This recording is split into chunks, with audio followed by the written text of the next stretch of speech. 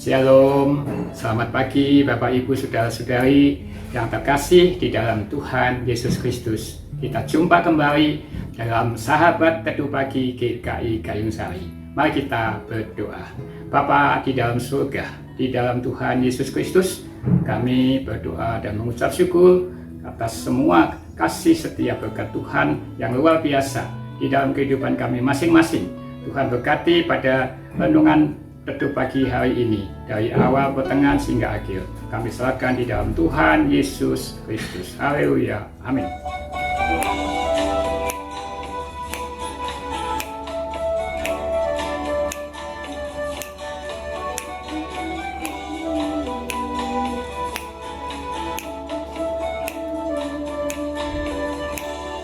Aku ingin selalu berada di hadirat-Mu. Aku ingin selalu berlindung dalam nama-Mu.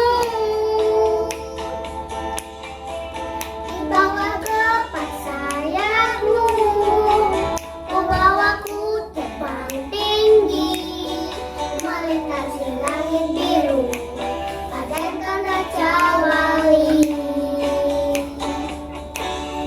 Aku ingin selalu berada di hadirat-Mu. Aku ingin selalu berlindung dalam nama-Mu. Di bawah kepak sayap-Mu, Kau bawaku terbang tinggi, melintasi langit biru, bagaikan raja wali. Bagai raja wali, melintasi gunung tinggi. Bagai raja wali, melintasi badai hidup. Di bawah kepak sayap-Mu, Kau bawaku terbang tinggi, melintasi langit biru, bagaikan raja wali.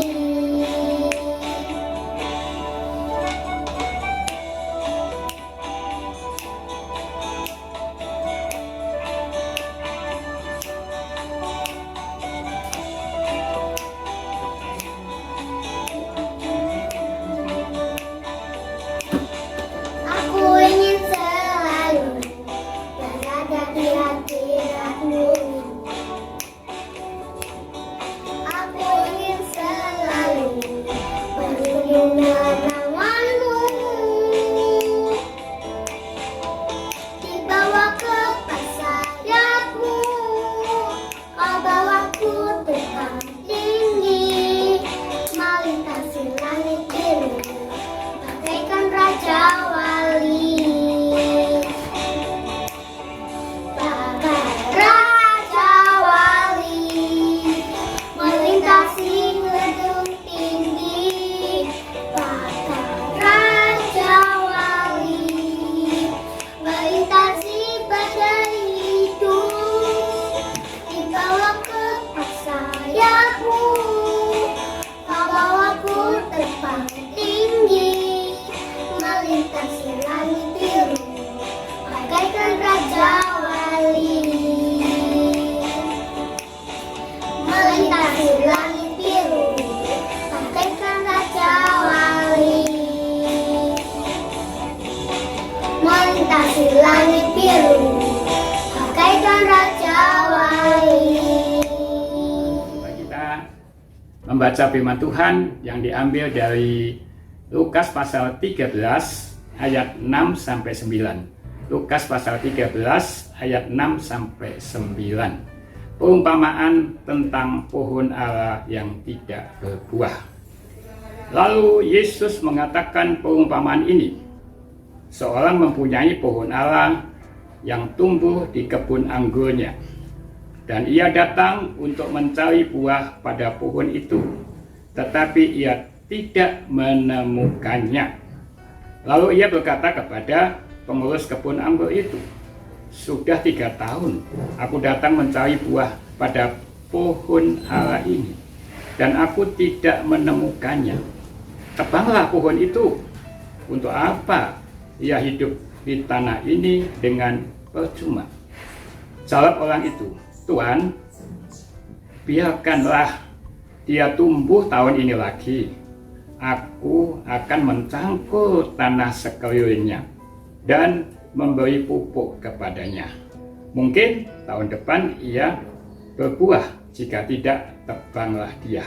Jadi renungan pagi ini kami beri judul hidup adalah sebuah kesempatan berharga. Hidup adalah sebuah kesempatan berharga. Di ayat Mas tadi, di ayat 7 dikatakan, sudah 3 tahun aku datang mencari buah pada pohon ara ini dan aku tidak menemukannya. Tebanglah pohon itu. Untuk apa ia hidup di tanah ini dengan percuma? Di dalam perumpamaan tentang pohon ara yang kita baca, dikatakan sudah 3 tahun lamanya si pemilik kebun mencari buah pada pohon ara itu, namun ia tidak mendapatkannya. Lalu si pengurus kebun meminta kepada pemilik kebun untuk diberi kesempatan setahun lagi. Dikatakan di ayat 8 dan 9, aku akan mencangkul tanah sekelilingnya dan memberi pupuk kepadanya. Mungkin tahun depan dia berbuah. Jika tidak, tebanglah dia. Ini berbicara tentang sebuah kesempatan. Di dalam hidup kita mungkin kita menjumpai ada banyak kesempatan. Dengan kata lain, hidup ini adalah sebuah kesempatan. Pertanyaannya, bagaimana agar kita dapat melihat kesempatan itu dan menggunakannya dengan baik? Orang-orang yang berhasil di dalam bidang apapun yang ditekuninya adalah mereka yang mampu menangkap setiap kesempatan yang menghampirinya dalam hidupnya. Bukan berarti mereka tidak pernah gagal, tapi mereka mampu menjadikan kegagalan secara kesempatan untuk belajar, untuk berbenah, dan memperbaiki diri. Sebaliknya ada banyak orang yang hidup di dalam kegagalan demi kegagalan, oleh karena telah menyia-nyiakan dan membuang kesempatan yang datang dalam hidupnya. Bicara tentang kesempatan selalu berkaitan dengan waktu. Dalam membicarakan waktu Tuhan, ada 3 istilah di dalam Alkitab. Yang pertama, waktu Kronos. Yang dimaksud Kronos adalah waktu yang biasa, yang selalu ada. Kronos menunjukkan jangka waktu tertentu, entah itu waktu yang singkat atau sekejap saja, atau waktu yang lama. Di kata Yunani, Kronos dipakai berhubungan dengan jam, bulan, dan tahun. Waktu Kronos adalah siklus waktu yang biasa. Yang kedua yaitu waktu aion. Kata aion itu dipakai untuk menunjukkan entah waktu yang lama sekali atau waktu yang tanpa batas.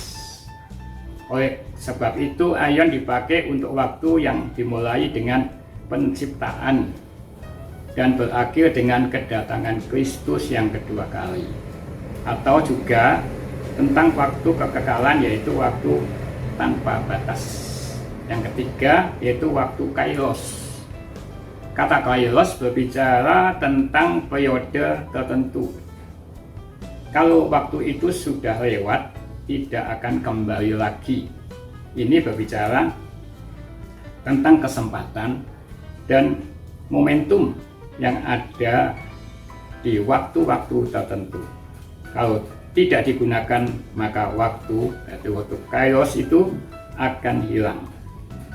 Kita bisa baca di dalam Pengkhotbah 9:1-12.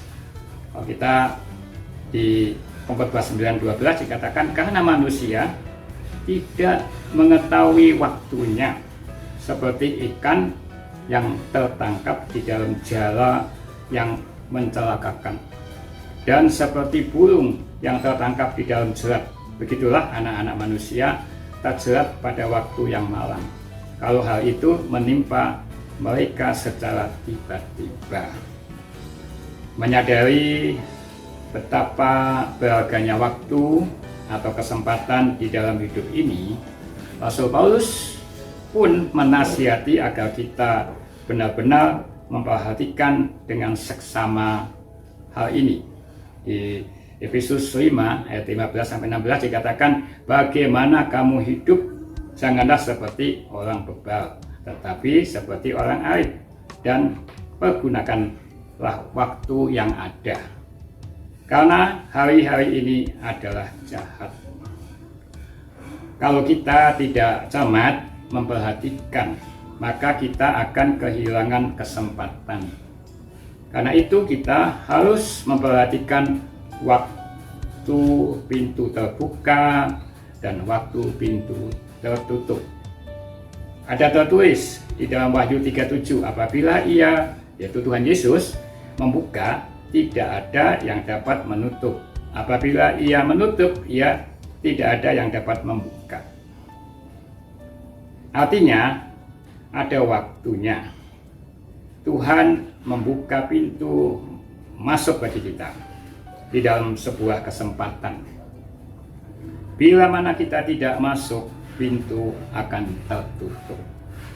Pintu itu bisa sebuah kesempatan baik yang kita miliki, yang mungkin cuma sekali saja. Jadi perhatikan kairos yang Tuhan berikan. Jadi pengkhotbah menyatakan bahwa nasib semua orang sama. Yang membedakan antara yang satu dengan yang lain adalah apakah kita bisa menggunakan kesempatan dalam hidup ini dengan baik atau justru menyia-nyiakannya. Maka dari itu, segala sesuatu yang dijumpai tanganmu untuk dikerjakan, kerjakanlah itu dengan sekuat tenaga. Karena tak ada pekerjaan, pertimbangan, pengetahuan, dan hikmat dalam dunia orang mati, kemana engkau akan pergi? Di dalam Pengkhotbah 9 ayat 10 tadi. Jadi selagi ada waktu dan kesempatan, selagi kita masih diberi nafas hidup oleh Tuhan, mari kita kerjakan segala sesuatu yang Tuhan sudah percayakan dalam bidang apapun, dalam bidang pelayanan, dalam pekerjaan, dalam studi, dan sebagainya, dengan sungguh-sungguh, sepenuh hati, dan tidak setengah-setengah. Betapa banyak dari kita yang memiliki kebiasaan klasik, yaitu suka sekali menunda-nunda waktu di dalam mengerjakan sesuatu. Kita berkata, nanti saja kan bisa, besok atau lusa pasti akan kukerjakan. Padahal manusia tidak mengetahui waktunya, ya, tidak tahu apa yang terjadi 1 jam di depan besok atau lusa. Karena itu jadilah peka dan berlakulah bijaksana, atau kita akan menyesalinya. Amin.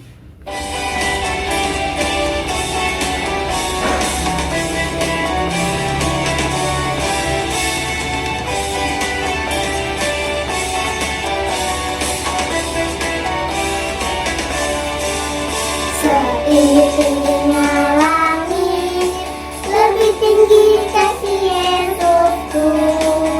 Sedalam-dalam lautan, lebih dalam kasih Yesus.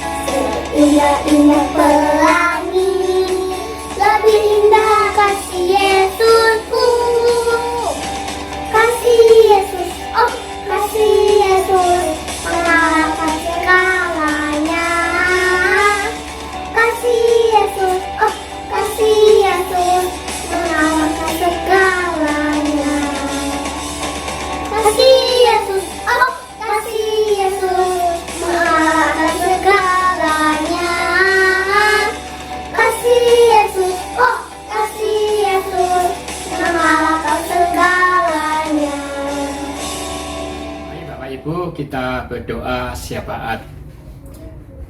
Bapa kami dalam surga, dalam Tuhan Yesus Kristus, kami mengucap syukur, berterima kasih. Kami selalu mendapat kesempatan yang indah untuk mendengar firman Tuhan setiap hari dan belajar melakukannya untuk hidup yang kudus, setia, rajin, taat, dan selalu bersyukur. Saat ini kami bersama-sama saudara-saudara sahabat Teduh Pagi dengan hati yang tulus berdoa buat saudara-saudara kami yang lanjut usia, yang sakit, dan di dalam masa pemulihan untuk Ibu Yeni Wibowo, Ibu Pariah Sutiwo, Bapak Irwan Wijaya, Ibu Rumin Tarti, Saudara Andre, Ibu Nani S. Johansson, Ibu Susana Indrawati, Ibu Liliana Kristianti Santoso, Ibu Pendeta Emeritus Sinseyono, Ibu Pendeta Emeritus Deborah Silestari, Saudara Jimmy, Bapak Domingus Sohi, Bapak Ibu Endi Debalim, Ibu Lelanti Ponto, Ibu Yusi Umiati, Ibu Sena, Bapak Dawinto, Bapak Ibu Wakimin, dan juga ada Bapak Ibu dan Saudara yang belum kami sebutkan mana namanya. Kami percaya semuanya Tuhan Yesus selalu memberikan jamahan dan kesembuhan yang sempurna. Karena kuasa Tuhan Yesus tidak pernah berubah dari dulu, sekarang, dan selamanya. Kami juga saat ini berdoa buat Pendeta Andreas Catur, para penatua, komisi-komisi, para aktivis, jemaat, dan simpatisan di dalam pelayanan di GKI Gayung Sari, seluruh program, kegiatan, dan ibadah tahun 2021 di GKI Gayung Sari, agar ibadah bisa berjalan kembali seperti biasa. Daerah dan korban yang terkena dampak bencana alam, terkena banjir, Tuhan kok di berbagai tempat di daerah di Indonesia, Tuhan berkati mereka. Pemerintah di dalam menangani pandemi virus corona dan virus corona akan segera lenyap dan semua bisa kembali berjalan seperti semula sebelum pandemi. Tuhan, saya berdoa buat masyarakat sekitar gereja Kota Surabaya, bangsa dan negara Indonesia. Tuhan berkati semuanya dan kesehatannya. Berdoa saat ini juga buat Pendeta Boy, berkati Tuhan di dalam masa pergumulannya. Kami berdoa Tuhan buat sahabat doa pagi dan saudara-saudara yang setia mengikuti doa pagi hari ini. Tuhan berkati kesehatan kami semuanya di dalam pekerjaan dari hari lepas hari. Bapak ampuni dosa salah kami sering kami lakukan, baik tutur kata-kata kami yang tidak berkenan di hadapan Bapa. Di dalam Tuhan Yesus kami berdoa dan mengucap syukur. Haleluya. Amin.